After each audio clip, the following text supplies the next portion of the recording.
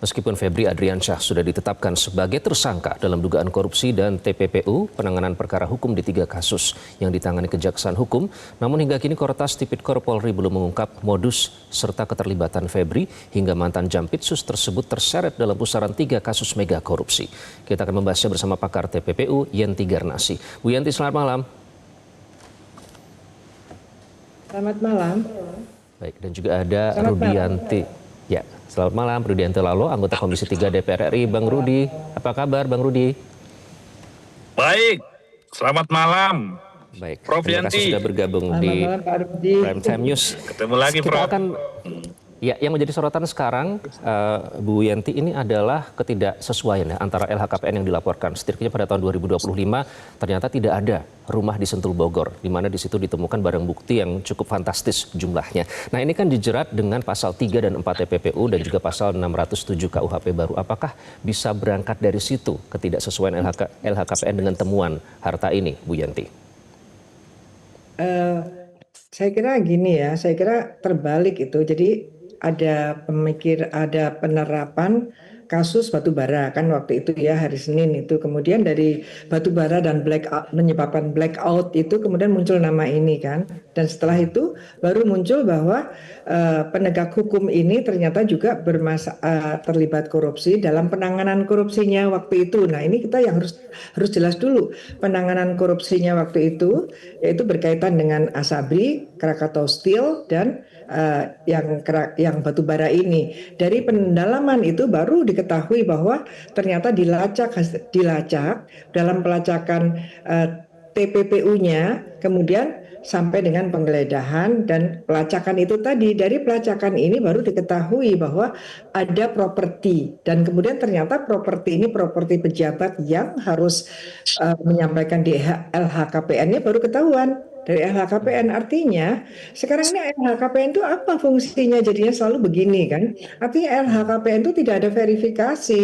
Ini bukan karena dari LHKPN itu terungkap karena ada penegakan hukum, ada penerapan, ada pelacakan berkaitan dengan korupsi-korupsi yang sedang ditangani oleh Kortas dari Polda Metro dan Kortas Polri Tipikor itu. Jadi seperti itu. Jadi ini belakangan baru ketahuan. Harusnya memang kita di awal ketika bisa diklarifikasi antara kepemilikan dan LHKPN, ada yang tidak sesuai, ada yang tidak dilaporkan, harusnya dari situ. Jadi ini sekarang terungkap semua betapa banyak perangkat-perangkat aturan yang memang jadi lemah semuanya, tidak berdaya semua.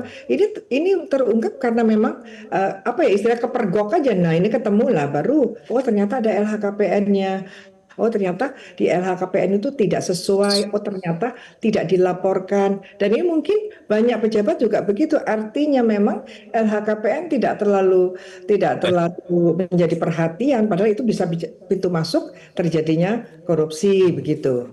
Oke, karena cukup jauh ya selisihnya antara LHKPN dilaporkan setidaknya sampai 27 Februari 2025 itu 18,2 miliar rupiah, sementara harta yang ditemukan terakhir itu lebih dari 70 M dalam bentuk emas batangan dan juga harta-harta lain. Nah, apakah karena alasan ini juga, Bang Rudi, Komisi 3 DPR mendesak pembentukan panja, artinya supaya pengawasan teman-teman di parlemen bisa lebih kuat dalam kasus ini, Bang Rudi?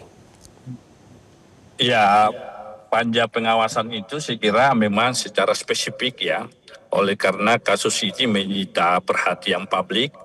Dan kasus ini juga yang tadinya ditangani Kortas Tipikor, kemudian diserahkan penanganannya ke Kejaksaan Agung Republik Indonesia. Ya tentu banyak yang berpandangan mengapa kemudian ini diserahkan kepada Kejaksaan Agung. Kalau kami selaku mitra kedua institusi, baik institusi Polri maupun institusi kejaksaan, tentu mau melihat soliditas ya, kekompakan, kebersamaan antar penegak hukum ini.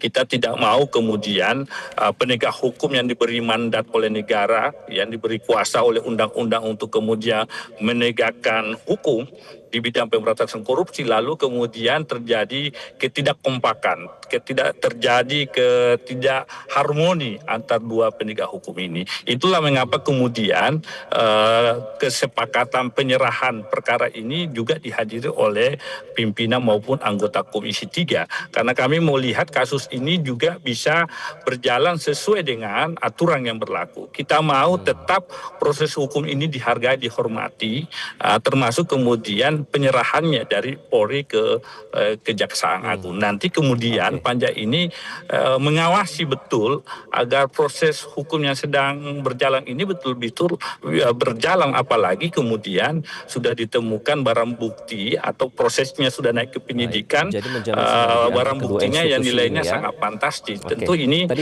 menjadi atensi publik dan itu harus menjadi perhatian kita bersama. Kira-kira seperti ini relevan dengan pernyataan Bang Habib yang juga mengatakan ini tuh penyerahan bukan pelimpahan begitu ya, supaya tidak ada celah nanti pada saat proses kedepannya. Kita nanti akan lanjutkan usai kumandang azan maghrib, Bu Yenti dan Bang Rudi, nanti kita akan kembali sesaat lagi. Tetaplah bersama kami.